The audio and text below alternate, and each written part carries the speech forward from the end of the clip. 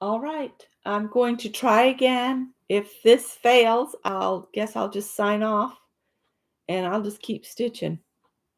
But I was hoping to stitch along with you guys. Let's see here. Can't find the other end of my thread. Hopefully everybody will find me. Okay, I'm back and you can hear me okay?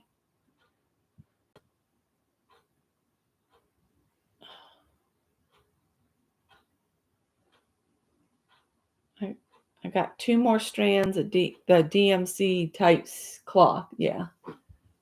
Okay, thank you.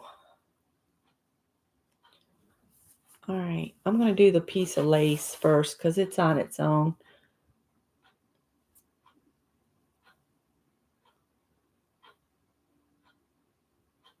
See if I can get my eyeballs to see the eye of the needle. That's the trick.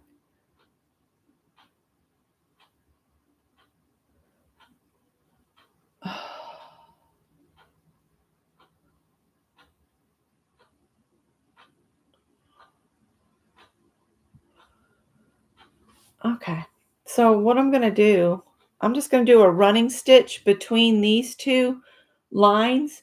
Those are there so you can actually cut this lace in half and use either side of it. Hi, Marguerite.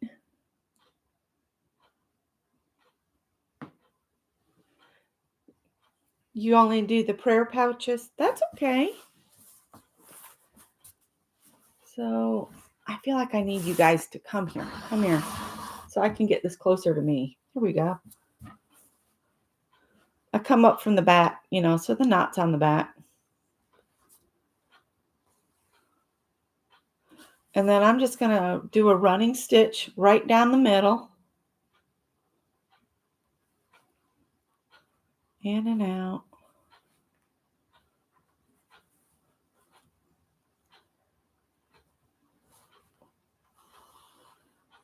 Uh-oh. If it starts to bunch, don't pull. Stop and pull back on your wound up thread so you don't knot it. Now that I've got a few stitches in it, I can take this pin out because now I can hold it with my thumb, this other half, and just do more running stitches.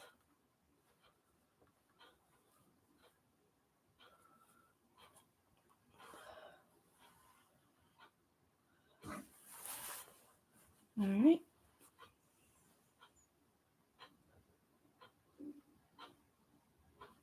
Come out at the end here. Pull back on that loop, get the knot out of there. All right. Now what I'm going to do is I'm going to just go all the way around the outer edge. And then when I get back over here, this piece will be sewn down. So I'm going to just do a running stitch to the scalloped edge.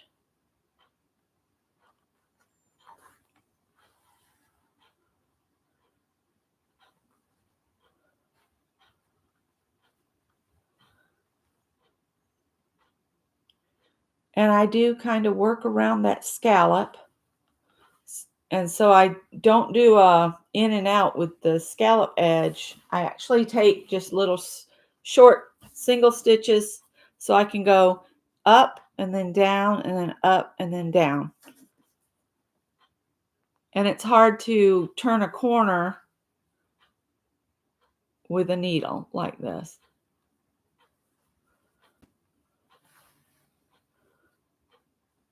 And because this is stitched down the middle, you don't have to worry about it shifting on you so much anymore.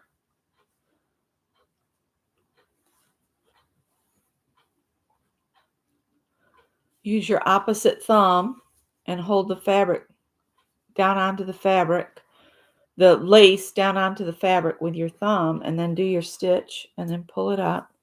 Catch on that other pin. And then do some more little stitches along here. And I'm going in and out the netted part, not the solid red part of this lace, just to kind of hide my stitches.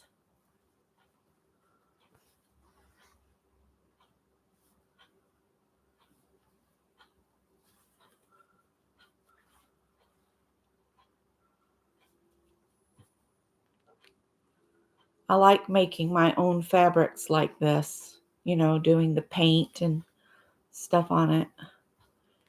If you wanted to like treat this like we would a regular Dirty Dozen or Pick 10 or whatever prompt game, and you have a background, this is a background, right? Once you cut this into whatever your pattern's going to be, like if you're going to do a makeup bag, you could use this as your background, but then you could paint a focal image on it or stitch a focal image on it, and all of this would be in your background. And that could look cool too if you wanted to stitch like an owl or a bird or, something.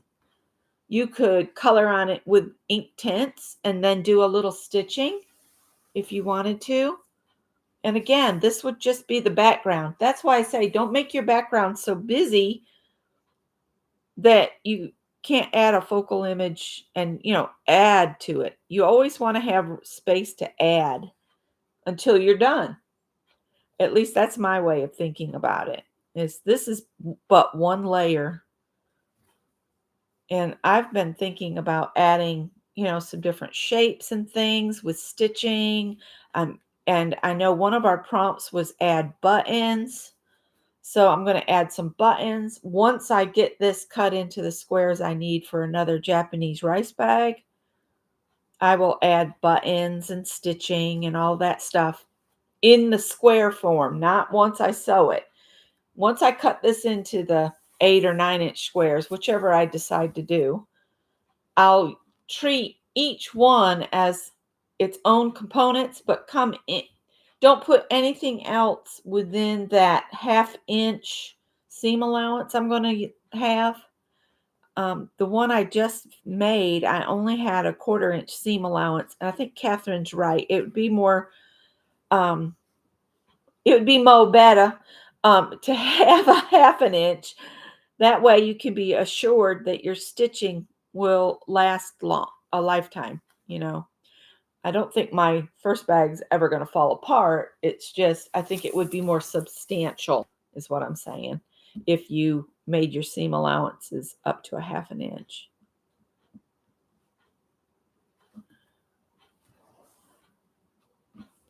I do want to do a borrow project where you sew a piece at a time of the fabric down. Um, you're supposed to do that one patch at a time, and you work around the outer edge and you kind of work in. And some people will say a spiral, and I have to agree, it's not really a spiral because your fabric, if you use different sizes, it's not going to be a uniform spiral. You know what I'm saying? It's going to look pixelated. In my mind, it would look pixelated. Hi, Ann. Good morning. We had fun in craft and chat yesterday. I shared what I did yesterday and stitching away now. But I did want to come and show you how I am stitching these down. Once these are all stitched down, I'll go ahead and add some interfacing to the back and stitch my circles down, and then I'll cut it into the squares I need. And then I might do one more stitch video once I get it cut into squares, just so I can show you guys what I'm doing. So that might be what we do next Wednesday, is I will have added interfacing to the back of this, and then we'll cut the squares together.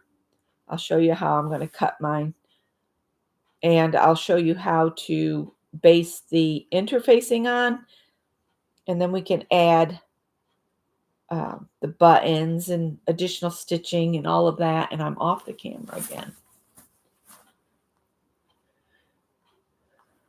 Hi, Dawn. Good morning. Is it cold up there?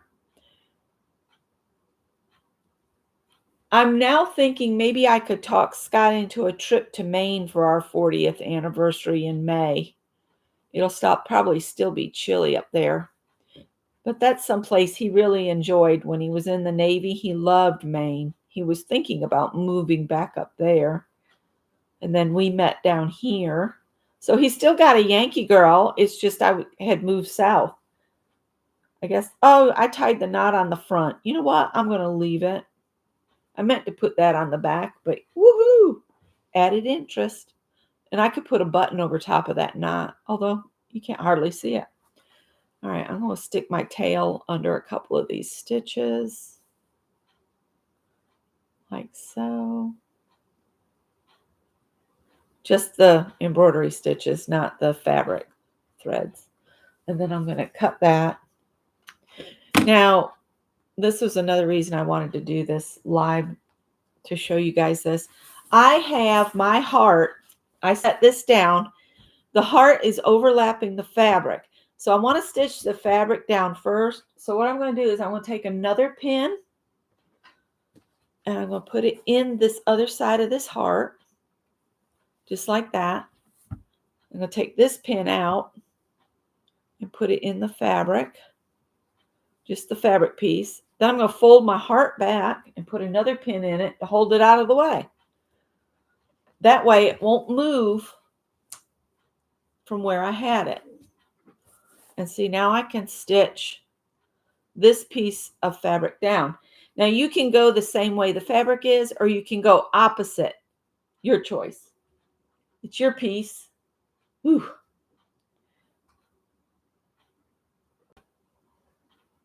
Ooh, 30 degrees. Let me look at my little out. It's 34 here.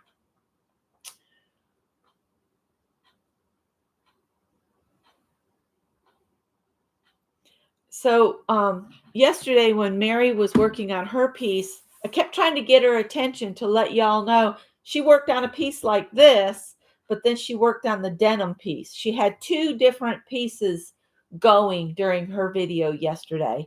And I noticed a couple people were getting a little confused as to what had paint in it and this, that, and the other. And I was trying to get her attention so that she could show you side by side. And then I had to go. So I don't know if she ever showed you side by side the two different projects. Let's see here. I need to get you guys closer here. I'm going to have you pulled off onto the floor here in a minute. I'm going to do this one up and down again, but it'll be going, the fabric will be going the opposite direction of the stitches. And again, I'm just doing in and out running stitches on the actual fabric pieces.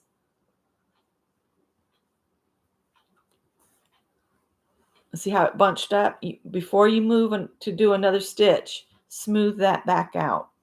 You don't want to leave any drawn up gathery stitches in it. Now I'm going to just go back down, go over a little ways, come back out.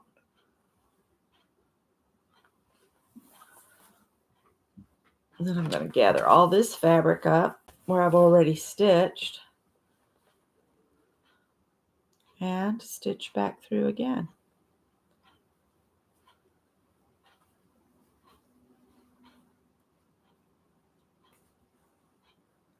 That's kind of drawn up, so I'll take a minute and just pull my fabric smooth again. Oops, stab myself.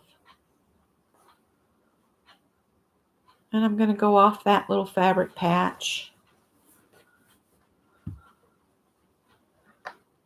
And then I'll finish like it's going to keep going. But then I'll come over a little ways so I can start a new line of stitching. And again, you just want to pull it so the stitch lays flat, but you don't want to pull it up till it does this. You don't want to go like that. You don't want that. You want that to be smooth. You can also, if you feel like you can't get it smooth, lift that last stitch so it pulls some of this thread back. And it's a matter of just getting it where it's comfortable, where you can go in and out the fabric again.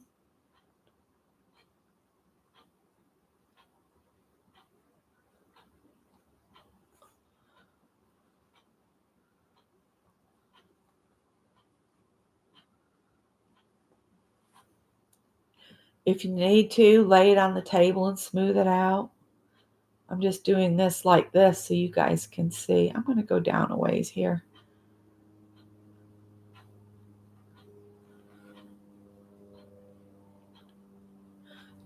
And now my thread is, nope, not that one. Now I got to smooth it out again because it's drawn up.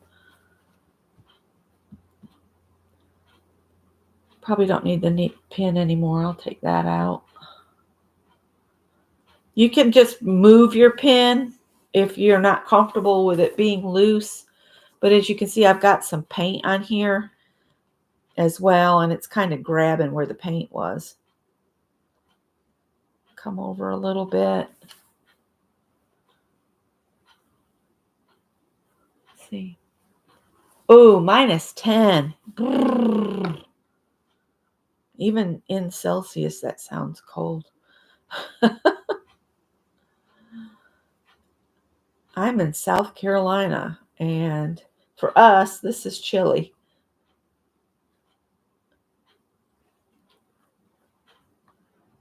We are now in the time when we might get snow and ice. Most of the times in South Carolina, if there's a precipitation or for something freezing, it arrives as ice. So I don't necessarily like when it's really cold and we get precipitation. I don't care for that at all.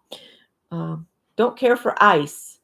We can lay in our bed and listen to the limbs on the magnolia and pine trees outside just snapping, just snap, snap, snap. And that just unnerves me.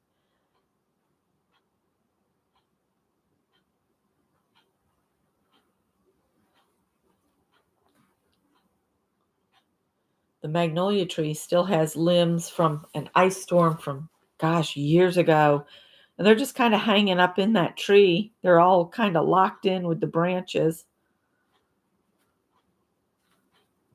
I'm trying to get this to lay flat again. There we go. And yes, I've got these little bits of thread off the fabric, the fraying, but I'm leaving that because that's added interest, right?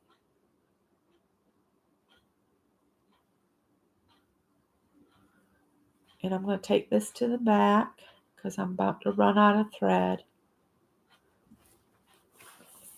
Take it to the back and we'll tie a knot, and then I'll just get another piece of thread and I just go underneath the stitch, and then I wrap my thread a couple times. 1, 2, draw it down to the fabric and pull this through, and then I'll hide the tail a little bit under some of the stitches.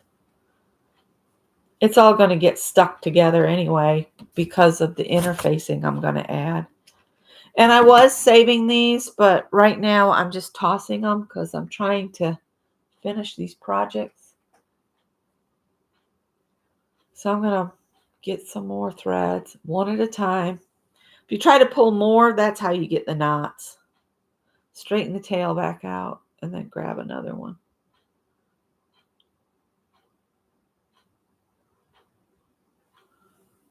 All right, so I've got 2 pieces here.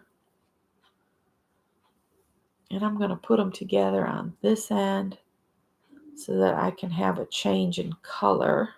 Nope, I need to do it the other way because I want the pink to show on this piece of fabric.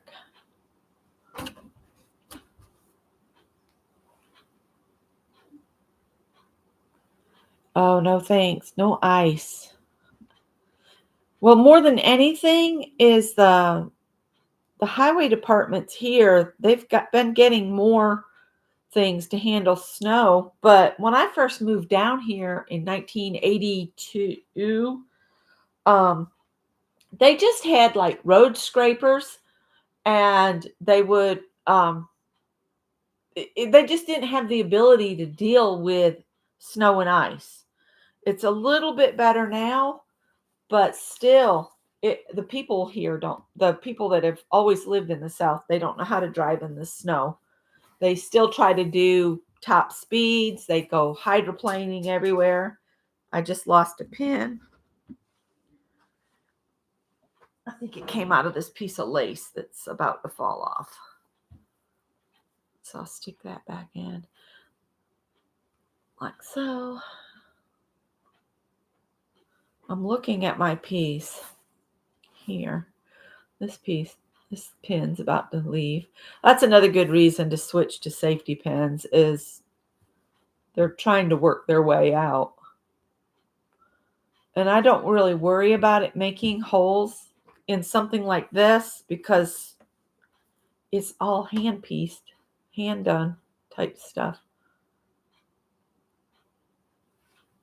We'll start up here.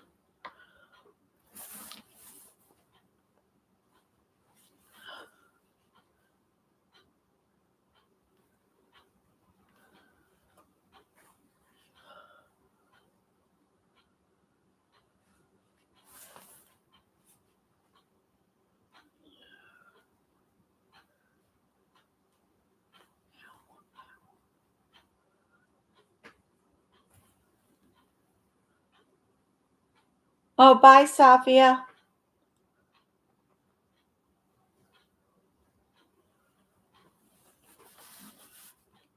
Oh, goodness, it's starting to get daylight.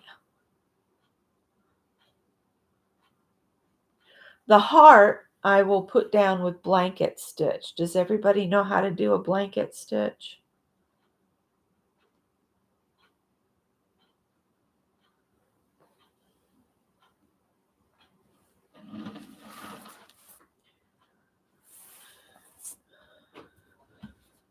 Now, because this heart's going to lay over this, you could stop stitching here if you wanted to, but I'm going to keep it going.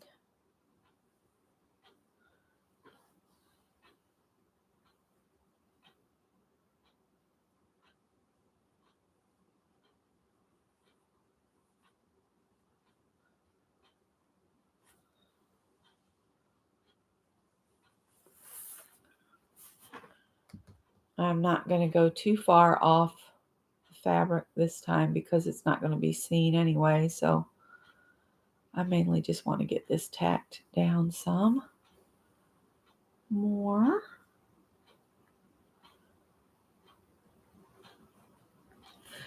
And you can always add more. So if you wanted to turn each of these little patches into a cluster, all you got to do is add more layers, right?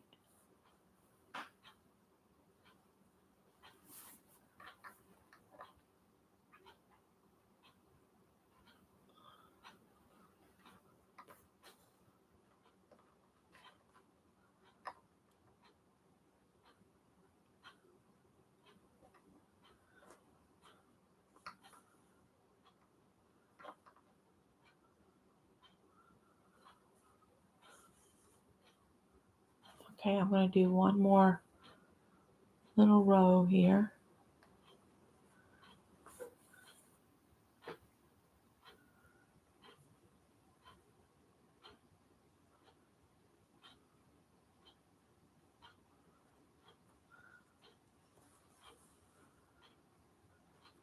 Get it to lay flat. All right. I'll back you guys up a little bit. Okay, so here we go. We got this piece here. So you can see I got a little bit of pulling because I'm trying to show you guys, and some of that might get shifted about once we go to do the ironing. I'm going to press it real good so it's nice and flat, and then I'll put the interfacing on. Does anybody need to know how to add the interfacing? I'm going to run my stitch down through the fabric in and out to the edge of the heart. That should be about right. No, don't go back in the fabric. Come out. There we go. All right. Then I'm going to put 3 pins in this to kind of hold it. so it's nice and flat. All right, I'll show that in a video, Anne, so I can show you guys how to do that. But that won't be done until I've finished getting all of this stitched down. I mainly wanted to show you how I'm stitching each of the different components on. Like on the lace, I just did down the middle and around the perimeter. On the fabrics like this, I just did a back and forth running stitch. And now on the hearts, I'm doing a blanket stitch, which looks like that, where you go around. So I'll show you guys how to do that, and then that's going to be it for here. How's that? Because I try to keep these videos under an hour. All right, so I'm on the outer edge of the heart. You come up on the outside edge, then come over a little bit from there, and however deep you want your blanket stitch to be. I'm doing probably about 1/8 of an inch. Go into the heart through the fabric, and then come out just outside the heart through your under fabric here. You have the thread looped this way. So it's coming out of the fabric here, and it loops around and is behind your needle. I do it this way so you don't have to manipulate the thread at all. You just pull it up gently. All right, see? So I'm in the fabric. The thread comes around, goes through the fabric, comes back out over here. And then we're going to do that again. You come over about the same distance that you came in. Come over about that distance. Insert your needle through the heart, through the fabric. And then you come out of the base fabric on the edge of the heart with the thread running so it's behind the needle. And then lay it flat and then draw this up. And you're going to do that all the way around. When you get to the point of the heart, you'll put 3 stitches real through the same hole. So you'll have one on this side of the heart, one on the end of the heart, and one on the other side of the point. So it's all sealed in. I'll show you here in just a sec. If any of your pins start getting in your way and you feel like you don't need them anymore, you can pull them out. They don't have to stay in there the whole time. If they're starting to cause trouble being in the way, I say kick them out. Just kick them out.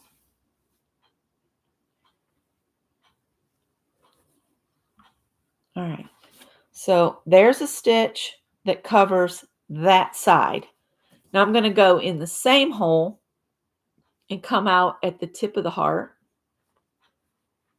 and do another blanket stitch there. Can you see how the thread goes around and is at the back of the thread as this is pulled up?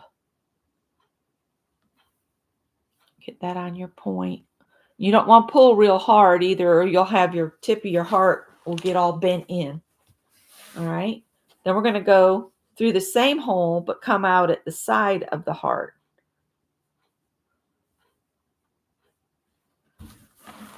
So I went in the same hole. I'm coming out in there. The thread's going to be behind the needle like that. And then you just draw it up like so. And that way you get a nice little finish at the point of your heart.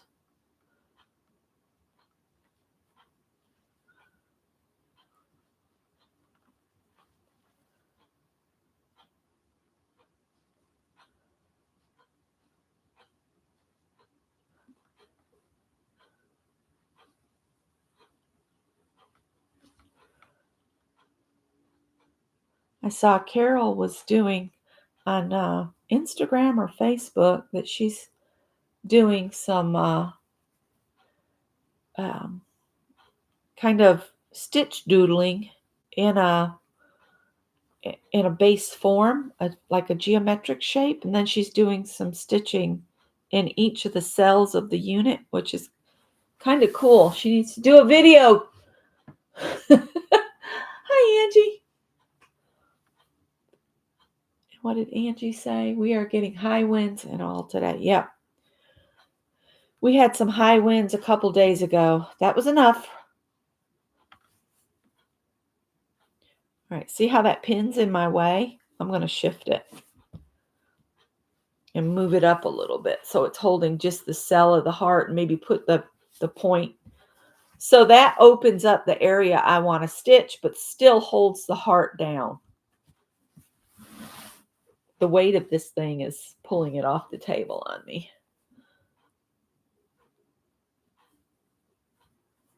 I had to switch between projects yesterday because too much stitching all at once will give you a pain in the neck, especially if you've got a pinched nerve like I do in my neck.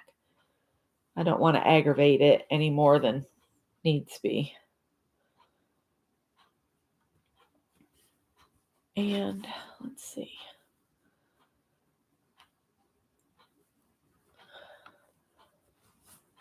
I kind of do the same thing when I get up here where the heart comes in.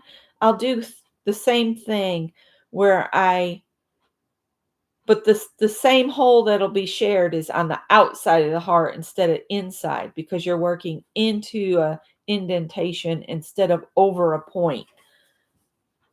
I'll have to show you what I mean by that, because that was probably clear as mud. And I keep getting off shot, but it's hard to keep my arms up like this for a long time.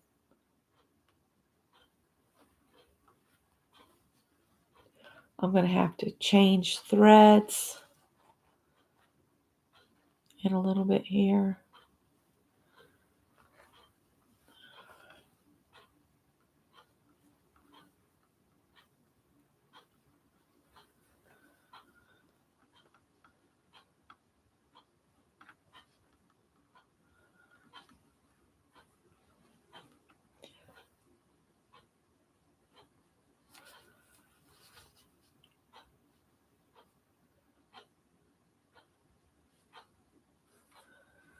If your stitches aren't uniform, don't worry about it. That's you learning. I am going to grab this tail and this tail and push that up, and then hold the needle and pull that. Since I'm dealing with such a strong short piece, I don't want to just drop it, because if I drop it, the needle will come off and then I'll have to rethread it. Alrighty.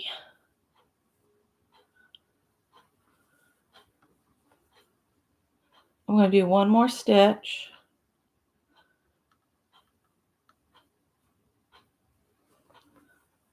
All right. So the needle comes up behind the thread. When I want to end off, I go on the other side of this thread and I go to the back so that I can tie this one off. And I'm just pulling this to the back. And I'm going to go under this stitch and then wrap the thread around the needle a couple times. Pull that all down to the base of it, and then pull your needle through. And that ties a nice knot. And then I just run this under a few of these stitches. I'm going to do 3 this time. And then I'm going to clip this off. And you can save these and use them in couching type things. Let's get another piece of thread here. This is the last 2 strands. Okay. Angie's going back to bed.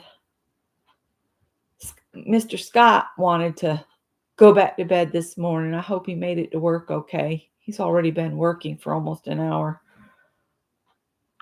at his job, his day job. And then last night, and I didn't get my Greek potatoes.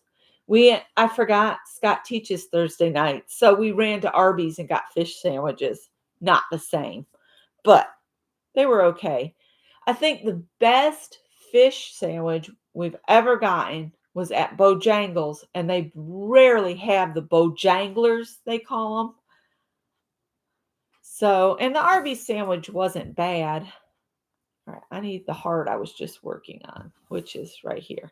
Now, I'm going to bring this knot, this piece of thread up from the back, and I'm going to go so that it looks like I'm still working out of that same stitch. So behind the thread, so this came around the needle, went down through, and then came back up out.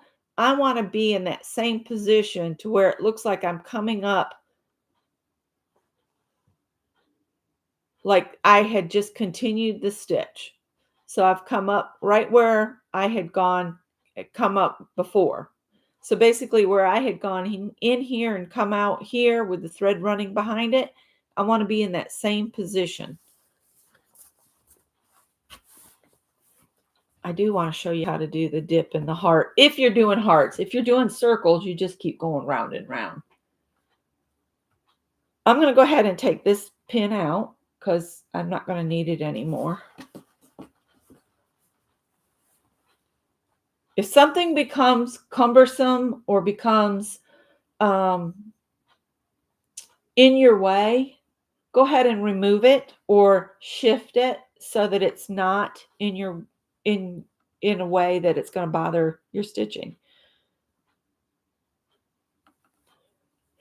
I noticed that Catherine uses tiny little applique needles,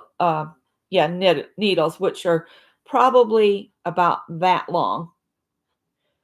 So about a third of the needle's length that I'm using. She uses tiny little pins.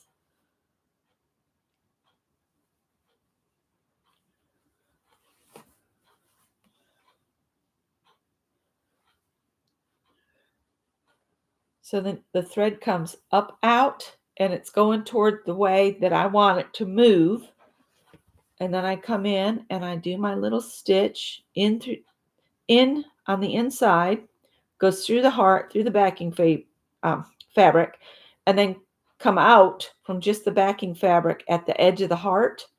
And then when you pull it up, you have your blanket stitch happens automatically.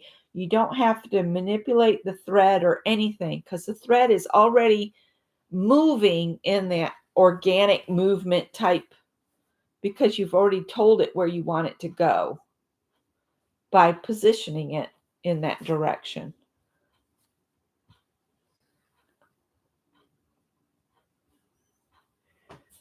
Maybe if I get you guys over here, this might be better. No, you guys can't stand on the fabric. Sorry. So the thread's going out and around this way. I'm going to put my needle in and then come out at the edge. And then when you pull it up, it's like magic. It does the blanket stitch without any further manipulation required. On curves, you might want to put your stitches just slightly closer together so that they don't pinch the edge of your heart or your circle.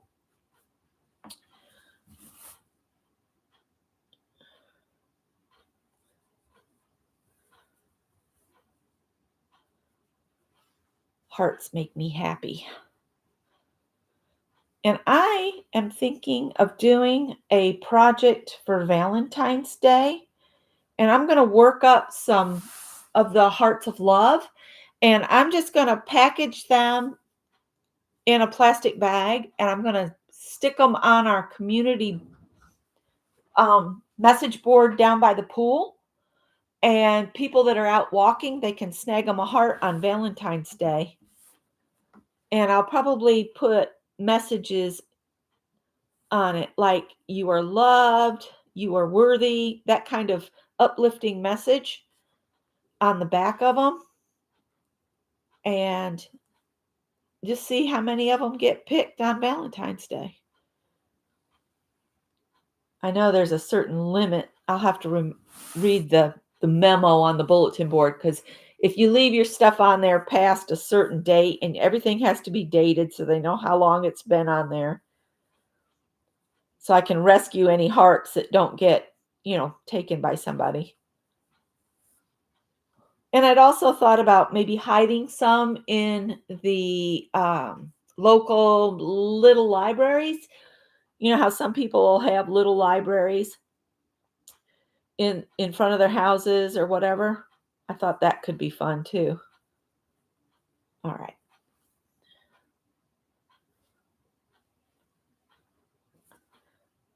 All right. So I'm down at the point now. So what I'm going to do, I'm going to work one here and come out at the point, which is really close to where I just came out for the stitch before. So it'll kind of look like I'm working in the same hole because it's so much closer together. Sometimes if I work around and I'm like right there, I will work in the same exit hole there. But here, it's ending up really good to where I have just a little bit of space. Then come on the other side and come real close to your tip there. And the reason you want to work your stitches nice and close when you're down in a dip like this is so you'll get a nice finish. So it looks like a little chicken's foot right there. See here? This shows better. See how I've got like a chicken foot right here? It's because I've used about the same exit hole at that right there. So that's why I say make you a chicken foot at the top of your heart. So if you guys want to, if you have any of the little libraries or a bulletin board in your town or your neighborhood or whatever, or maybe at the dog park, they have a message board that you could put them. I'm not saying to put them just anywhere because I know some cities have, they would call that litter. And I don't want you guys getting in trouble for it. But I thought it would be a good way to share love with people that might not get a Valentine. You know, they could be out walking their dog because their dog is the one that loves them. You know, you just never know. Maybe somebody just needs a little uplifting message out of the blue from nowhere that, you know, you don't even have to sign your name to it. You could just sign the universe or something like that if you don't want your name on it. I might give some to my sister to put on a bulletin board in her building at USC. See if she wants to do that. I know she liked the idea of the friendship rocks. That's friendship rock is in November, that where you can paint rocks and put them along walkways. Scott and I, put a bunch of rocks out at the walkway, and it didn't take long for those to get snitched. And that's a lot of fun to do too. I might do that and get the rocks ready, do a couple each month. And then when November comes around, I can just, scatter them like love along the walkway. All right, I'm going to pull this out because it's kind of in my way now. Got the little hedgehog again. Oh, he's so cute. That's a free pattern. If you look up on Pinterest, look up hedgehog pincushion, it'll pop up. I can about guarantee it. That's where I got that pattern from. It was a freebie.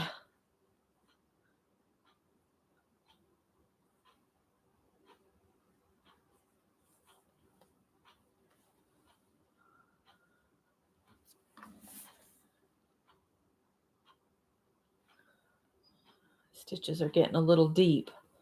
That's okay.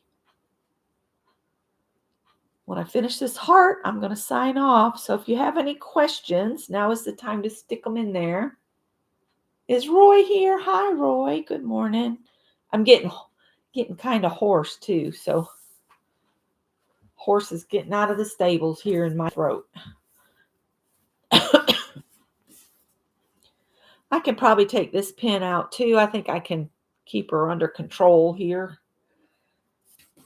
So I showed you how to sew your lace on and your fabric on and your hearts on.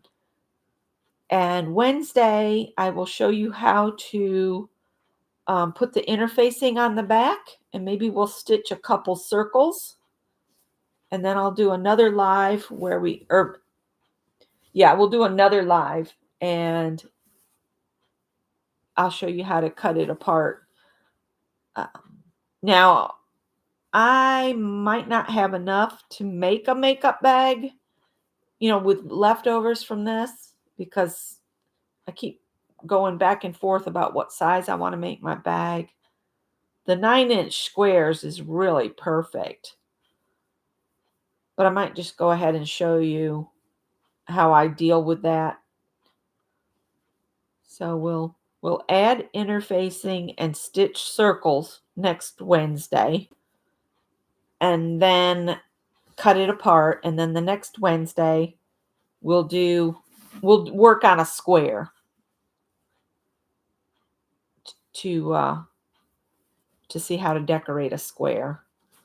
And if you want to do it as a book cover or whatever, you can just work on it just like one of my squares. You could do it for your book cover or whatever you want to use it for. I like to do these artsy things like this and then combine them with my sewing.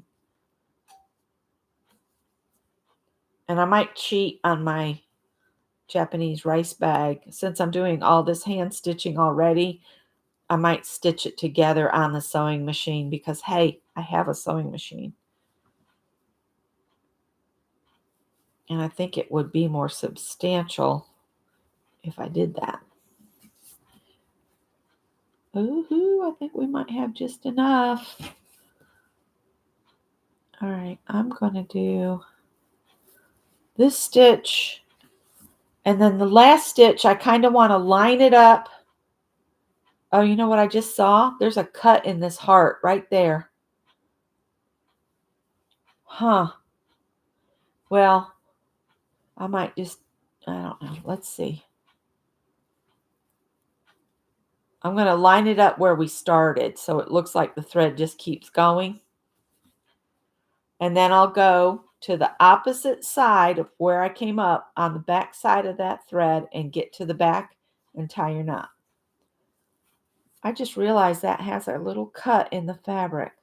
Should we put a little patch on it or maybe some other stitches? That little heart's had damage. Poor thing. 2, push your needle through and run your tail up behind some of the stitches like so. And then you can snippety dip it like that. So we sewed all of those together, but now I'm feeling like we need to do something about the poor broken heart here.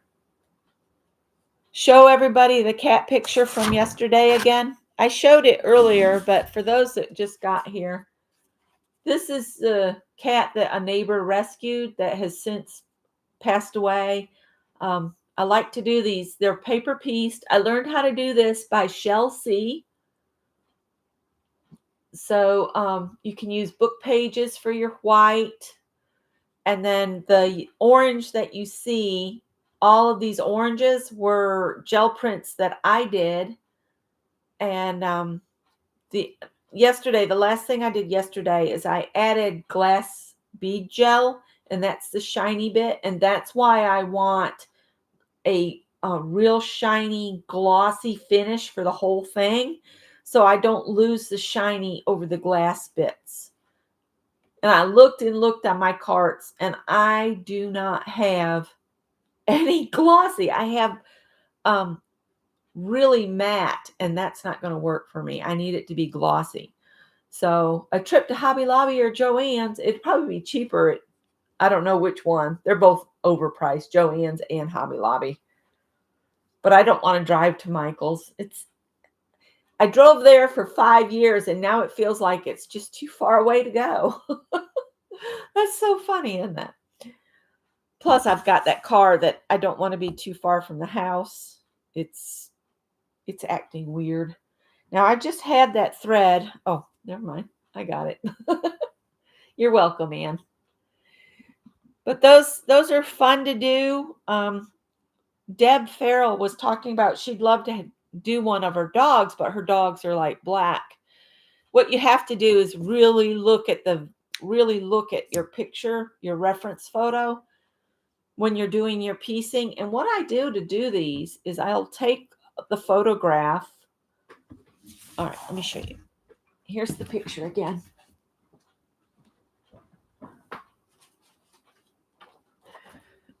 And here's the photograph. And I just blow this up and then trace it onto like something, a lightweight paper. You could use copy paper. I don't remember. I think I used copy paper on this one. And then what you do, once you've traced around the edge, you go in and you just trace every element that's a different shade. So I traced around his white spot because that was pretty easy to trace around.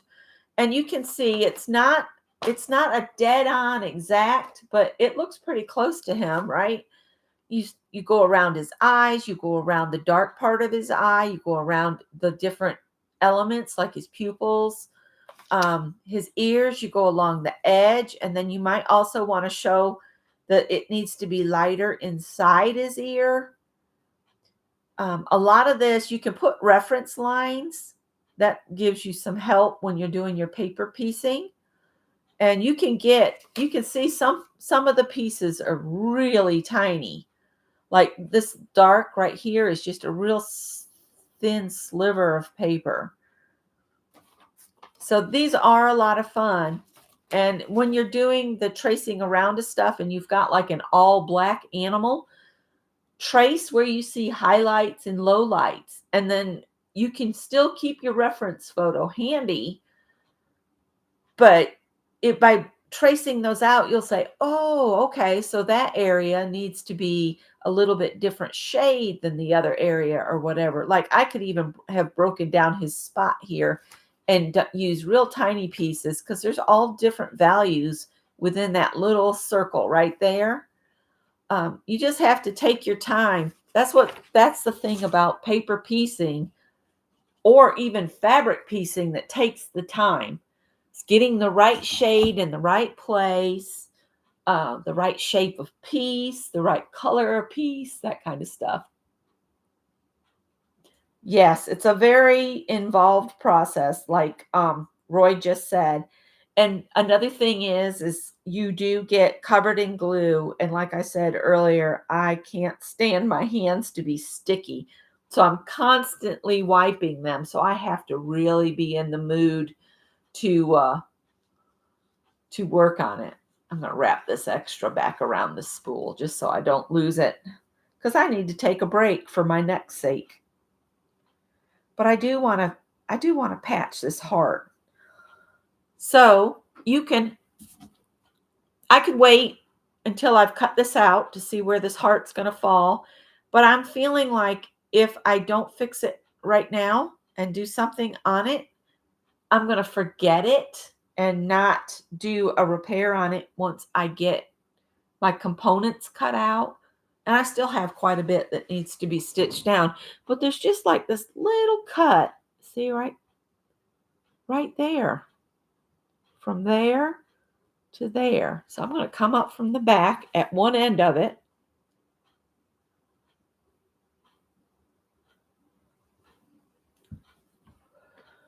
Probably should have come up from the other end because I'm going to be working backwards. But I'm just going to do blanket stitch around it again. But I'm going to come up from to the other side of it a ways.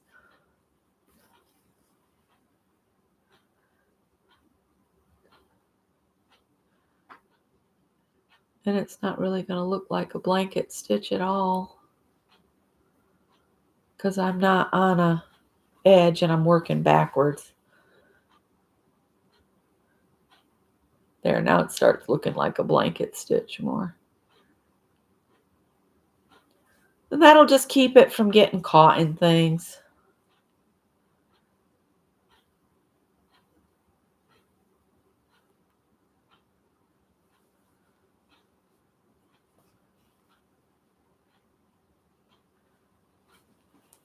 It looks like a mouth with teeth. I might just fill in between.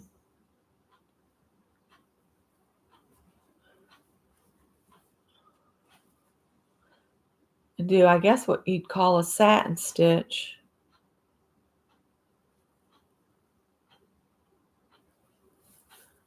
I don't know if you guys can see or not.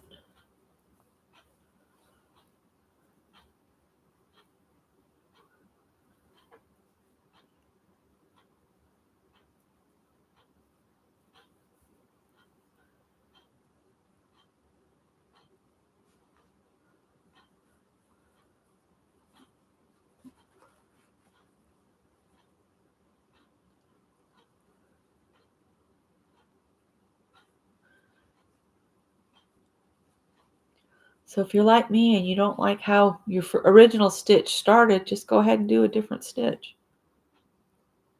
up over it.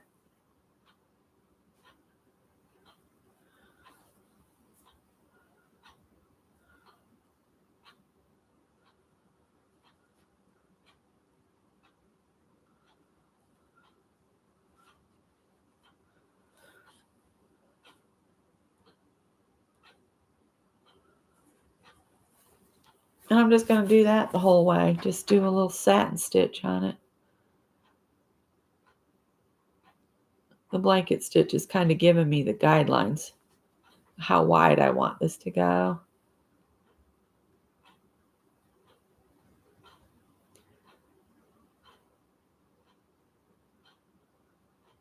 Ouch. Stab myself.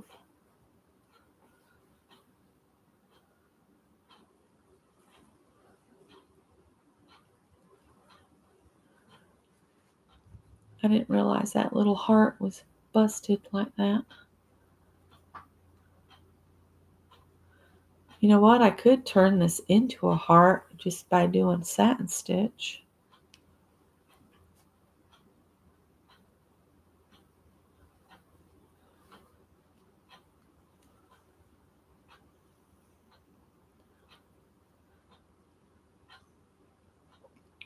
All right, I'm going to do something crazy. You all are going, what are you doing now? I'm creating a little heart to cover the boo-boo of this heart. It'll look like a heart when I'm done. Of sorts. Of sorts. Going to the outside of the stitching that denotes the edges. And you can see I didn't quite get all of the broken bits. There's still some cut edge there. Oh well. This will be good enough.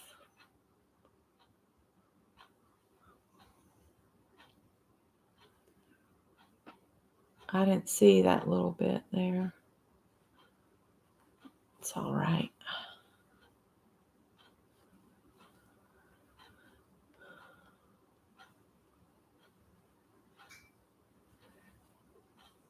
Good morning, Sandy. How are you?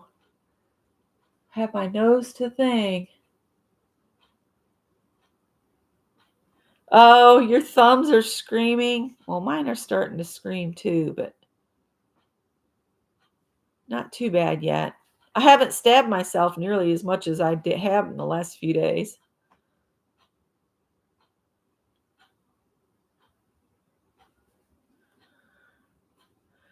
Kind of just making a blob down here right now, it looks like. You know who's really good at all of these stitches is Carol. And I know she would say, practice, practice, practice. The more you do, the better you get. And that is right. But I have to rotate between projects or I get bored.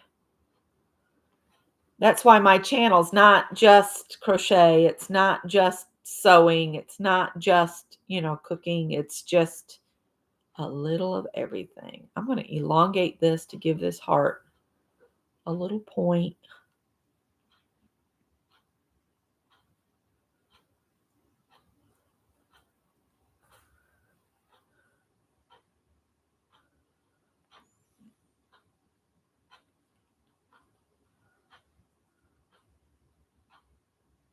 Come up a little ways.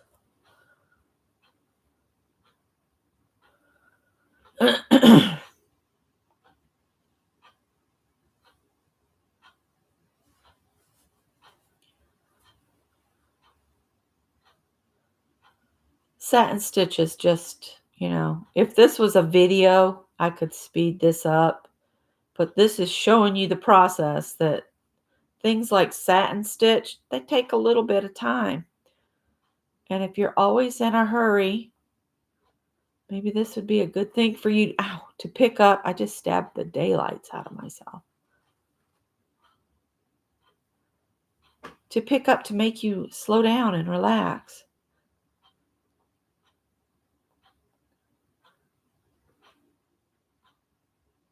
I'm going to come in a little bit.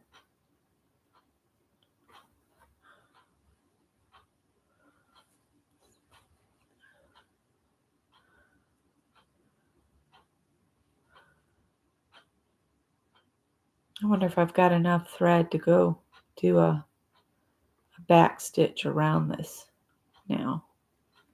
Let's see.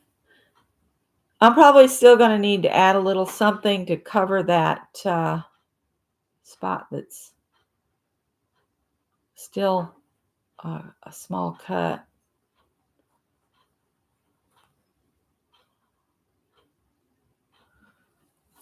It kind of looks like a little heart. The thread changed color before I wanted it to, but go in here.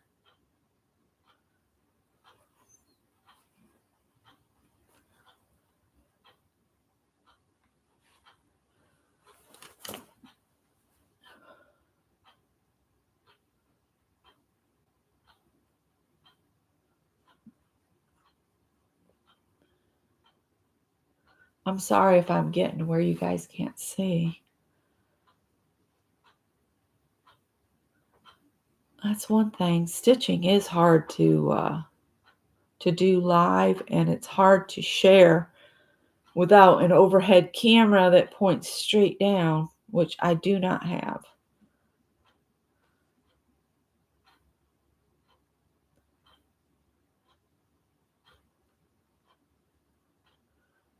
My little heart's flat on one side, but that's all right. I'm still getting a little heart of sorts on top of this heart. And I guess I could come back in and add some more satin stitches to it if I didn't feel like it was okay.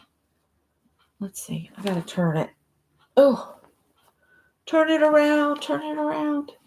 Now you guys will be able to see what I'm trying for. See the little heart?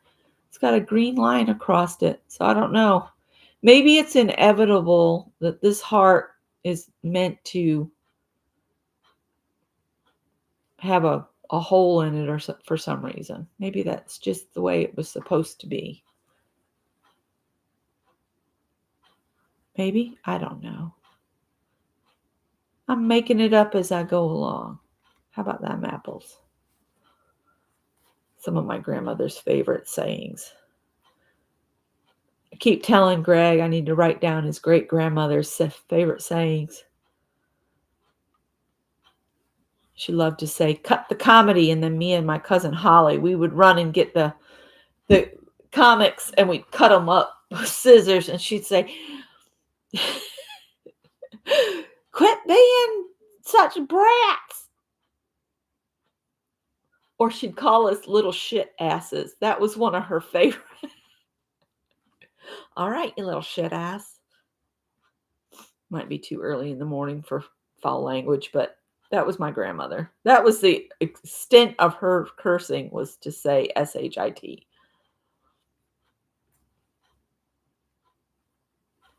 I'm going to call that pretty good.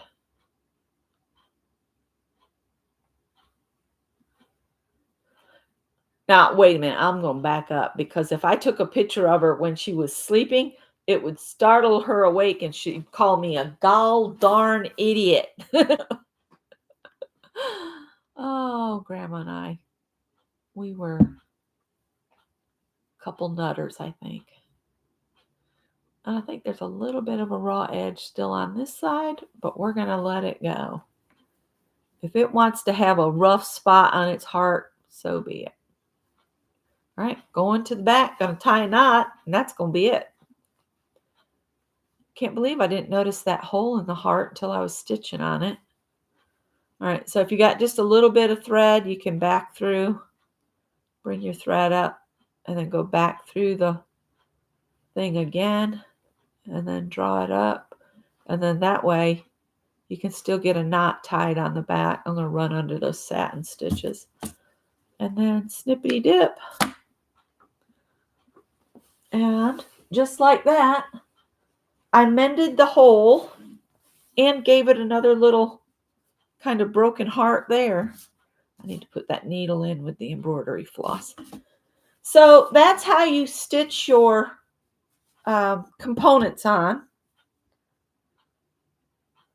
Pick a stitch and do it all over it. These pins are all starting to back out where I've been flipping this back and forth.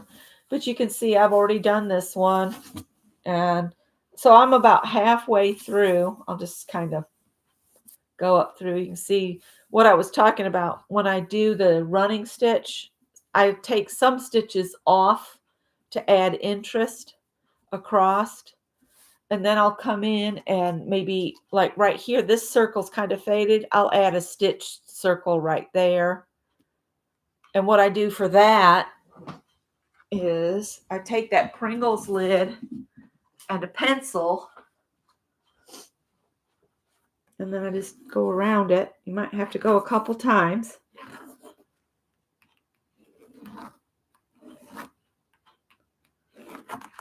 And see, that gives you a circle you can stitch through.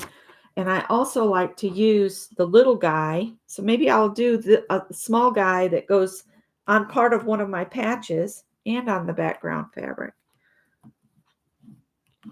I'm just going to show you how to mark these. Marking them would probably be easier with the interfacing on the back. So we'll do that the next Wednesday, and we'll stitch a couple circles.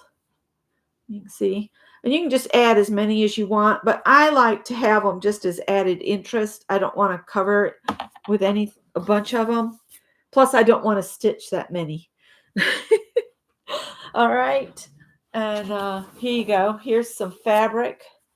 So I stitched the lace down where I stitched down the middle, and then I went around the outer edge. But then I did running stitch across, and I continued going off the edge of the fabric and then would come back on. So some of the stitches go out into the lace even to add interest. And then this is blanket stitched on. This long piece, I just did running stitches off the edge and back down, off the edge, came back through, just back and forth. And you can see this is just really rough. And even if this gets cut, when I do my squares, if these get cut, you can still stop them from coming undone with just a tiny bit of glue. Or you can, when you go put this through the sewing machine, those sewing machine threads are going to be closer together. So they'll stitch all your embroidery floss in place. So that's why I say do all your hand stitching. Don't worry if you're going to cut it, because it won't affect it once it's been sewn. Everything gets locked back in place. So I just have from here to the edge, which isn't much of those components to do, but I need to take a break. So I hope you guys liked seeing how I'm stitching these components on. And good morning, Heather.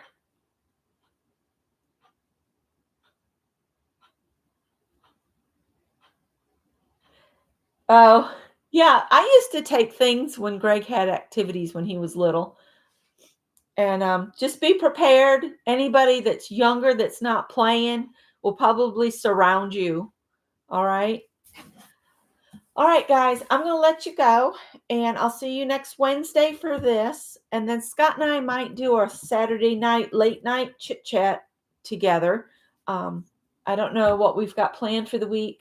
When Scott's teaching, he's pretty beat up when it gets to the weekend, because he works 40 hours at his day job, and then he works 9 hours a week at his evening job because it's 3 hours 3 times a week. All right. Thank you for being here, and I will see you all in the next one. I don't know who comes on at Friday morning. Usually Mary's on, but I saw she wasn't going to be on, so I said, well, I'll come on and show how to do the stitching real quick on this piece. So I will talk to you guys later. Bye.